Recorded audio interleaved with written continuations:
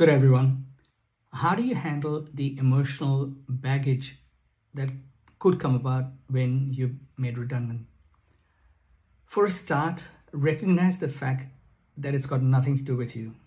Being made redundant could likely be that the company that you're with is facing cash flow issues, not having enough sales. The owner of the business is at a stage of retiring and hence wants to wind down the business. So first of all, recognize the fact that it need not be necessarily anything to do with you.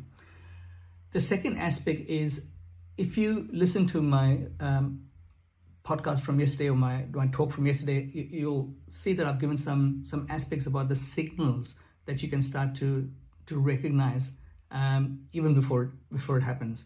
So I would suggest keep your antenna up, and if that's the case, start looking around even prior to that happening.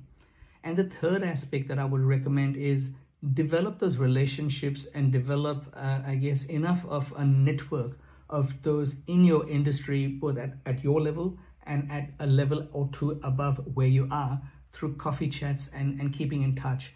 Because when these things happen and when you've got to turn this around, getting onto a jobs board like Seek or whatever else makes you a commodity. You're applying to a job in a commoditized setting. But if you've been able to just have coffee chats and keep relationships going, and then God forbid when that happens, you pick up the phone, talk to them and say, hey, look, mate, just thought I'd have a cup of coffee if you're available. Unfortunately, this is the situation that's happened. More often than not, you'll find that if you've had a good career history and you've been able to keep in dialogue with the others, then this need not be an issue that lasts for too long.